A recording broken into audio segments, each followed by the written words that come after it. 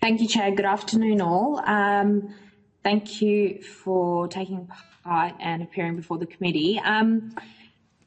My question is to the Fair Work Ombudsman. Is there any evidence you can provide the committee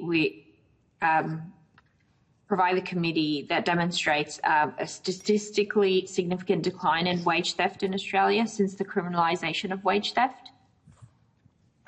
Senator, thank you for the question. I think consistent with some of the evidence that's already been given today, it's probably too soon to make a objective assessment as to whether or not the introduction of the offence itself has led to a decrease in the incidence of wage theft.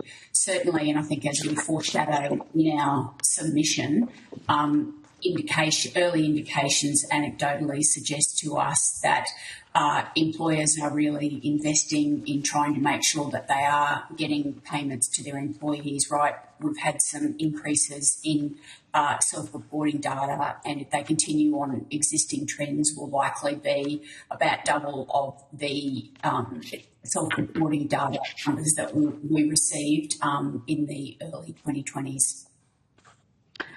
So essentially the answer is no. The Victorian Trades Hall Council and the Young Workers Centre have submitted that when the Fair Work Ombudsman calculates underpayments, it often looks at only part of the employment period or not all of the entitlements owed, which leaves workers still out of pocket after the matter is resolved. Now, does the Fair Work Ombudsman accept that this happens? And if so, what's being done to ensure workers receive full restitution?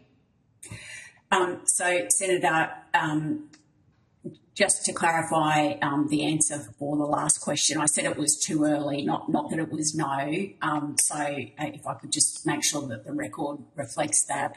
As to that question, I'll hand over to Megan Cooper and also Phoebe Nicholas, who are responsible for our compliance and enforcement activities, to explain the reasons why we might, choose a particular time period in relation to any particular proceedings that we might bring. Noting, of course, that we've also got other enforcement tools available to us.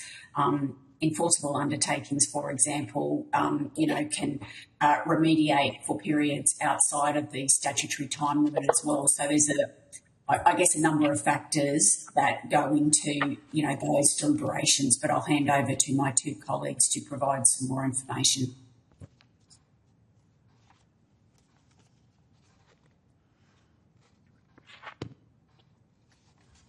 I think people are on mute, maybe. I'm perhaps happy to address that first, Senator.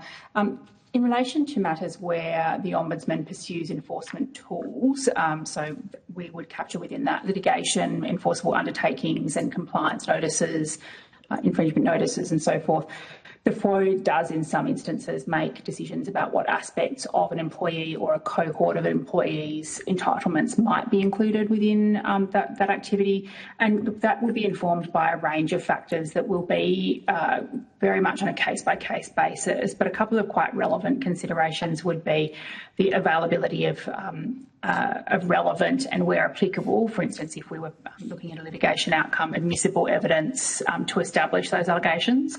That is, the FWO might decide not to press all allegations that an employee brings forward if we don't consider that there would be adequate evidential or legal basis. And, for instance, in respect of a compliance notice, that might be the reasonable belief level. For a civil litigation, that might be to the balance of probabilities. We may, however, take other parts of that person's claim forward where we think that the evidence is adequate for the exercise of the tool that we consider is appropriate. The other component, I would say, is we in our public-facing compliance and enforcement policy outline our strategic enforcement model, and particular aspects of conduct which the FWO might consider appropriate for enforcement would be considered in accordance with that strategic enforcement model and the public interest arising in that particular matter. And that might mean, for instance, that if the FWO is selecting a particular type of conduct to seek deterrence in respect of litigation, that our litigation has a particular focus on on certain types of contravening conduct. Now, just on reducing the high level of proof required to secure a criminal wage theft conviction, which would obviously make it easier to prosecute wage theft and as a result make the offence a more effective deterrent. Does the Fair Work Ombudsman believe any of the fault elements of the offence should be lowered? And if this were to happen, would a more visibly effective wage theft offence better justify the government's investment in criminal wage theft office? Senator, I might just start on with that, but then hand over to Ms Cooper to address that. Again, I'd say it's probably a little bit too early to make any sort of assessment around that. And obviously, as the regulator, we'll apply the law as it stands. But I'll hand over to Ms Cooper for any other specific observations that she'd like to make. Thank you, Senator. As Ms Volsky has said, it is not for us as the regulator to determine whether or not the offence provision is sufficient. It is our job to investigate and enforce it. What I can say is that is what we are doing. We have active investigations into alleged underpayments, contrary to Section 327 A of the Fair Work Act, and we will continue to investigate matters with a view to referring them to the Commonwealth Director of Public Prosecutions in accordance with our compliance and enforcement policy.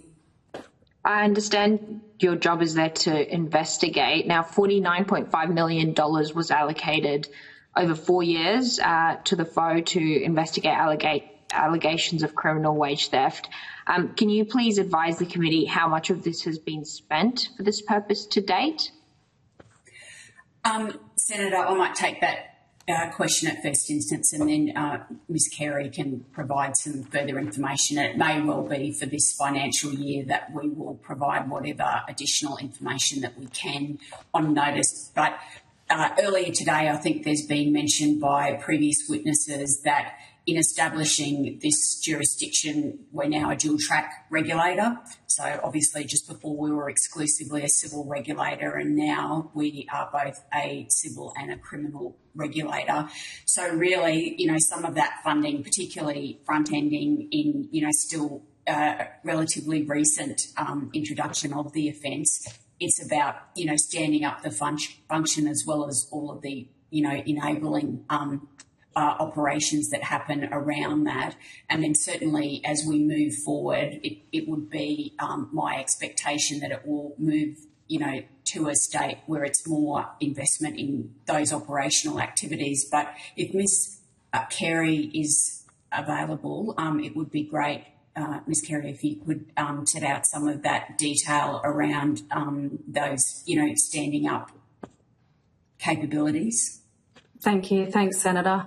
So we've outlined some of this in our submission, Senator, but in the shift, the uplift for this agency in moving to a dual track regulator involved a significant amount of investment in terms of implementing systems, processes and infrastructure to support investigating criminal offences. So we sort of had the implementation phase, and so that involved quite a significant investment in technology platforms, so technology platforms that are capable of supporting, storing evidence and chain of custody requirements to a criminal standard that would support the referral of matters to the CDPP and meet admissibility requirements for a successful criminal prosecution. One of the challenges that we encountered in moving to a dual track regulator is that our existing civil investigation infrastructure isn't satisfactory and doesn't meet those appropriate standards. So there's been quite a significant, technology investment for us in terms of platforms and case management systems.